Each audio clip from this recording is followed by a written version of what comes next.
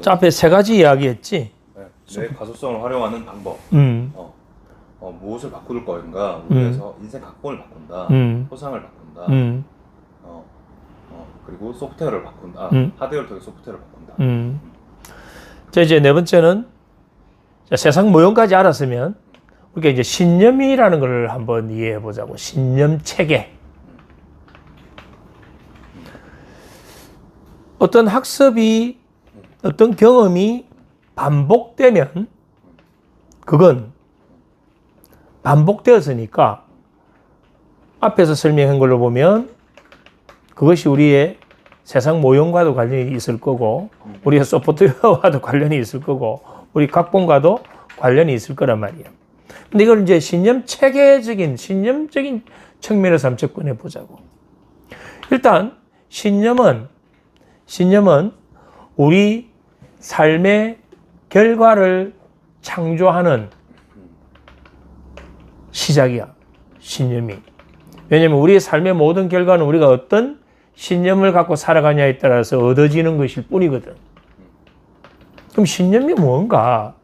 신념은 우리의 이 믿음은 우리를 통제한다 그랬잖아.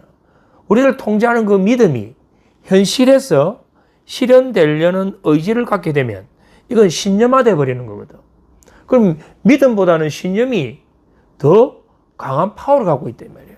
그래서 우리 삶의 모든 결과가 우리의 신념에 의해서 창조되는 것이다라고 정의하는 이유가 우리의 믿음이 현실에서 실현되는 의지를 갖고 그것이 움직이게 되면 그 믿음에 의해서 우리가 통제되니까 통제된 내 자신으로서 외부 환경과 연결이 되고 그러면 나 자신과 외부의 그 연결에 의해서 현실적인 성취 결과가 만들어진다. 그렇게 보면 이 신념이 정말 중요한 거 아닐까? 정말 중요하지. 그럼 우리 신념을 현실적으로 그러면 어떻게 이 신념이 만들어지는 걸 한번 보자고. 신념이. 자, 우리가 어떤 학습과 경험이라고 설명했는데 이걸 좀 더 이제 쪼개서 본다면 우리가 반복적으로 하는 말이나 듣는 말이나 하는 말이나 똑같은 말, 언어, 넓은 의미에서 언어라고 볼 때 글 쓰는 것까지 다 포함되지. 또는 생각, 감정, 말, 생각, 감정, 말 이런 것들은 우리 마음과 또 연결되어 있거든. 그럼 그런 마음이 뇌에 전형 신경회로를 만들고 있다는 것을 다른 말로 표현하면 프로그래밍 됐다고 하는 거예요. 프로그래밍이 됐다는 것은 프로그램이 돼서 그것이 이미 작동되는 상태. 그럼 이제 프로그래밍 된 것에 의해서 작동되니까 뭐가 나와? 행동이 나오지. 그럼 그 행동은 반복되면 버릇이 되기도 하고 습관이 되기도 하고 그럼 그 습관은 우리의 성격에도 영향을 미치지. 우리의 성격에까지 영향을 미친다는 것은 그 성격은 개인의 존재와 정체성을 드러내는 거잖아. 그렇다면 우리의 신념이 바로 이러한 앞에 반복적인 그러한 것들로 인해서 신념이 굳어지는 거지. 그럼 신념은 거기에는 성격도 포함이 되어 있고 행동도 포함이 되어 있고 마음도 포함되어 있고 어떤 감정이나 어떤 생각이나 언어적인 게 다 포함되어 있다. 근데 그게 신념화되어 있는 것은 그것이 어떤 것이었든 간에 그 신념에 의해서 나는 무엇이든 할 수 있는 사람이야. 나는 무엇이든 할 수 없는 사람이야. 그것이 어느 방향에 긍정적인 것이었던 부정적인 것이었던 그 신념화된 것에 따라서 우리의 삶이 인생 각본이 계속 진행될 수 있는 거고 그러한 신념화된 것에 의해서 우리는 세상 모형이 만들어진다. 그럼 자, 세상 모형과 신념화를 한번 보자고.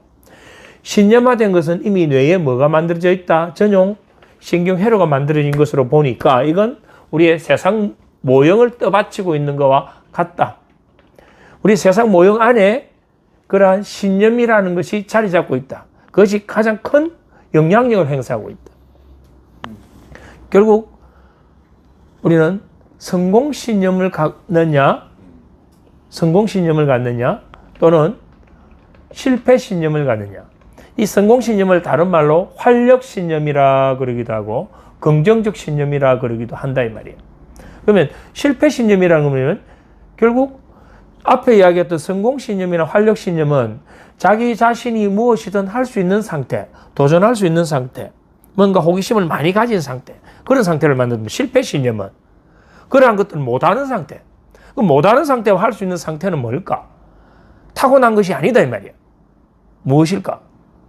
그건 자기 안에 있는 것이다.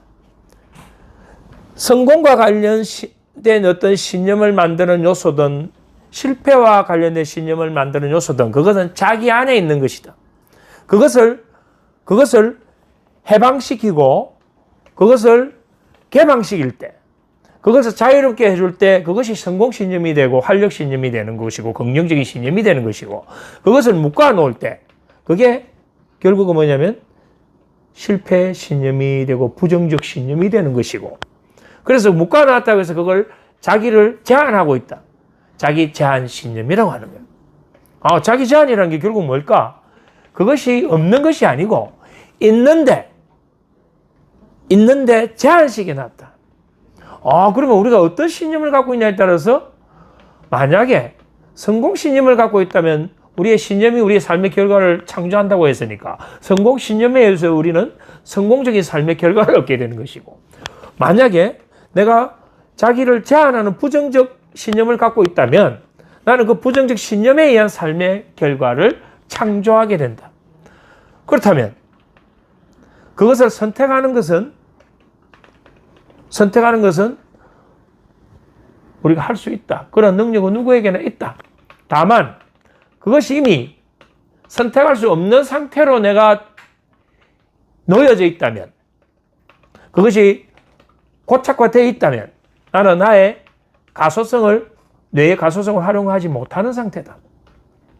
반대로 내가 그것을 선택할 수 있다면, 그것이 자발적인 것이었던 조력자의 도움이 있는 상태였던 그걸 선택할 수 있다면 나는 뇌의 가소성을 활용해서 내가 원하는 삶의 결과를 얻을 수 있다. 그렇게 본다면 이 NLP라는 것은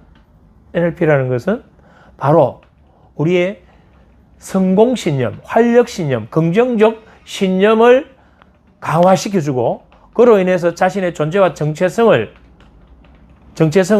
바꿈으로 인해서 삶의 성취 결과까지도 바꾼다.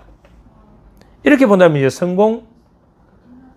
신념 체계가 결국은 우리의 삶의 모든 변화의 키가 될 수 있다. 이건 이제 신념 체계로 이해하는 거예요. 신념 체계.